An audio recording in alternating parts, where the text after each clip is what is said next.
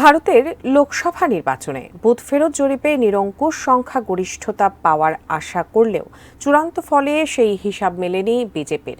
এতে দেশটির প্রধানমন্ত্রী নরেন্দ্র মোদীর ঘনিষ্ঠজন হিসেবে পরিচিত গৌতম আদানি হারিয়েছেন ভারত ও এশিয়ার শীর্ষ ধনীর তকমা। প্রশ্ন উঠেছে, বিজেপির ভোটের ফলের সাথে আদানির ব্যবসায়িক অবস্থান হারানোর সম্পর্কটা কি? কেনই বা সম্পদশালীদের তালিকায় তার অবস্থানগত এই পরিবর্তন? সে খবরই জানাচ্ছেন শেখ ফরিদ। ৩ দশকে গড়ে উঠেছে আদানি গ্রুপের সাম্রাজ্য। গ্রুপটির কর্ণধার গৌতম আদানির সঙ্গে ভারতের প্রধানমন্ত্রী নরেন্দ্র মোদীর বেশ ঘনিষ্ঠতা রয়েছে সবার জানা। সম্প্রতি যুক্তরাষ্ট্রের গবেষণা প্রতিষ্ঠান হিন্ডেনবার্গ রিসার্চের প্রকাশিত একটি প্রতিবেদনের পর আবারও আলোচনায় এসেছে আদানি গ্রুপ। এদিকে গৌতম আদানির জন্য ভারতীয় নির্বাচনের ফলাফল মার্কিন হিন্ডেনবার্গ গবেষণার প্রতিবেদন ভয়াবহ হয়ে হাজির হয়েছে। কারণ ভোটে প্রত্যাশার চেয়ে খারাপ করেছেন নরেন্দ্র মোদী। ফলাফল ঘোষণার পরেই গৌতম আদানির সম্পদ কমেছে প্রায় $2,500 কোটি।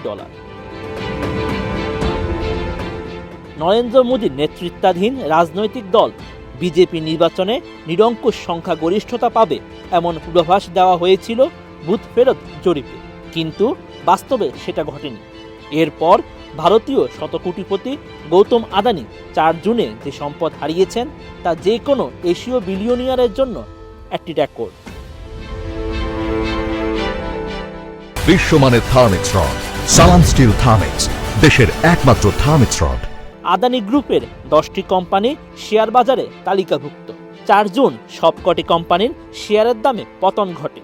ফলে কোম্পানিগুলোর বাজার মূলধন কমে $4,500 কোটি। এটা ছিল একদিনে এই গ্রুপের শেয়ারের দামে সর্বোচ্চ পতন।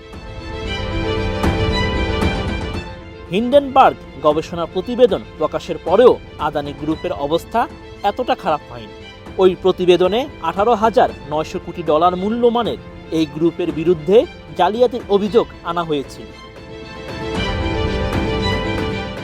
ব্লুমবার্গ বিলিয়নার্স সূচকের তথ্য অনুযায়ী বাজারে মূল্য উঠানামার কারণে এখন পর্যন্ত যারা একদিনে সবচেয়ে বেশি সম্পদ হারিয়েছেন সেই তালিকায় উপরের দিকে উঠে এসেছেন গৌতম আদানি। একদিনে তার চেয়ে বেশি সম্পদ হারিয়েছেন কেবল ইলন মাস্ক ও মার্ক জাকারবার্গ। বিশ্বে খুব দ্রুত যারা সম্পদশালী হয়েছেন তাদের একজন গৌতম আদানি। তার সম্পদের পতন এটা প্রমাণ করেছে বিনিয়োগকারীরা গৌতম আদানিকে দেখেন এমন এক ব্যক্তি হিসেবে যার ভাগ্য নির্ভর করে নরেন্দ্র মোদীর অবস্থানের উপর। নরেন্দ্র মোদী ও গৌতম আদানি দুজনই গুজরাট থেকে এসেছে। দুজনের উত্থান অনেকটা একই সময়।